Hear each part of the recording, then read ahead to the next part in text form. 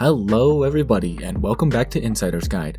Today we're discussing what I would consider to be a bit of a sleeper pick from Colorado's roster of incredible state parks. 11 Mile has a lot of upsides, but it also has some downfalls which we'll discuss in this video. For those of you who are new, Insider's Guide is my series in which I share my locals' knowledge of recreation destinations with all of you. I primarily do ski resorts, but we're experimenting with state parks this summer. So with that, let's begin an Insider's Guide to State Parks, 11 Mile.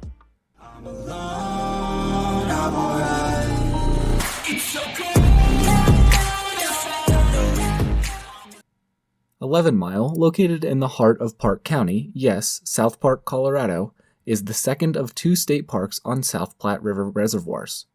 While Spinney Mountain is owned by the Denver suburb of Aurora, 11 Mile itself is owned by the Denver Water Department. We'll get into all the specifics in just a minute, but in my opinion, the only worthwhile activities at 11 Mile are water sports and fishing. Being located practically in the middle of nowhere draws both pros and cons for the state park. It's not as busy as reservoirs such as Chatfield, Cherry Creek, and Pueblo that are located next to or within metro areas, but it is, of course, difficult to access in comparison to the aforementioned locations. I really like it, but for some, the crowds are a fair trade, as 11 Mile is over 2 hours from Denver and an hour from Colorado Springs. Now, if you remember from the first installment of this series, I mentioned 11 Mile in the Mueller Insider's Guide, which means it's time for the Mueller mention in the 11 Mile Insider's Guide. Mueller and 11 Mile are a beautiful pairing, and I would highly recommend doing both in one trip. At one, there's great camping and hiking, and at the other, there's great water sports and fishing. I love camping in Mueller and taking day trips to 11 Mile, which we'll touch on more in just a second. Both Mueller and 11 Mile are excellent hubs for access to the fluorescent fossil beds, which I would recommend checking out at some point. Also worth checking out is the Colorado Wolf and Wildlife Center, only 30 minutes away from 11 Mile in the town of Divide.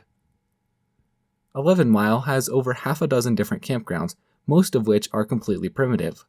In fact, the only area with any hookups are the 30-amp electric sites in the A, B, and D loops of the Rocky Ridge campground. Almost all of the campgrounds are completely exposed and have very few or no trees, shade, and scenery. I would most highly recommend staying in the C or E loop of Rocky Ridge, as they offer some trees and nice scenery. E loop is located right at the base of a small mountain, so it's my favorite out of everything. I'm not a huge fan of the camping at 11 Mile simply because it's not as scenic and is much more exposed than what you can find elsewhere nearby. Something that's often overlooked when booking a campsite is how level it is. Although 11 Mile primarily sees small trailers and tents, and that's not as important for tent camping as it is for bringing a trailer or camper, the campsites at 11 Mile are generally extremely unlevel, so beware of what you're getting yourself into, especially if you're one of the 3 psychos annually who decides to bring a Class A to 11 Mile. 11 Mile doesn't have very much as far as hiking goes, but let's cover what little it does. Something important to note is that there's no official trail connecting any of the campgrounds with the trailhead, which is down here, so if you're camping in the state park, you'll either have to walk along the road with all of the vehicles, or drive from your campsite to the trailhead. The trailhead has very limited parking and it fills extremely quickly, so be prepared to walk if necessary and try to get there early. The Coyote Ridge Interpretive Trail is made up of 2 separate loops, but I would highly recommend doing both loops all in one, as it'll give you the full experience of the scenery. The Ponderosa part winds through some rock formations and forest along a small bluff, while the Aspen Loop meanders through a meadow at the base of a mountain. They complement each other beautifully.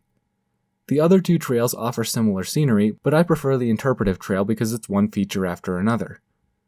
All of the trails have points that offer good views of the reservoir, but I really like one particular spot on the Coyote Ridge Trail. Right in here at the base of the wetlands is an extremely popular area to stop and fish or just spend some time. If you want to get away from all the other people but still get the same experience, you can continue on down towards the backcountry campsites and hang out on the coast of this cove. And as far as hiking goes, that's about it.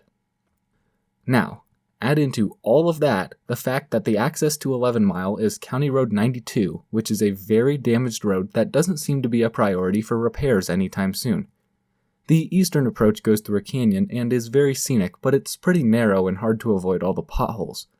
When you consider the camping and activities situations, and the roads into and out of the park, you can then see why I recommend 11 Mile much more as a day trip destination. Many people love to bring their boats to 11 Mile for a day out on the lake, fishing, and hanging out. However, if you don't own a boat, the marina rents out a couple different types of boats so you can get the experience too. Because 11 Mile is so exposed, it gets extremely windy, especially out on the water, but if you're prepared with a jacket you can put on, it's not too bad. As mentioned earlier, I find a day out on 11 Mile boating and fishing perfect when placed in the middle of a Mueller camping trip. To be brutally honest, 11 Mile is not nearly as scenic as some of my favorite Colorado state parks, like Golden Gate Canyon, State Forest, and Mueller. Of course, that's not to say it doesn't have its own natural beauty. 11 Mile Canyon to the north and east offers beautiful views across South Park all the way over to the Saguache Range. On clear days, the sparkling water of 11 Mile Reservoir reflects the small mountains, aspen forests, and natural rock formations in the immediate vicinity of the park. 11 Mile offers the usual suspects of deer, small game animals like rabbits, prairie dogs, birds, and the rare bear, mountain lion, or coyote out on the eastern edge of the park. One of these islands in the middle of the lake is a favorite of hundreds of birds. It's not difficult to find because you'll see those hundreds of birds swarming around and on it.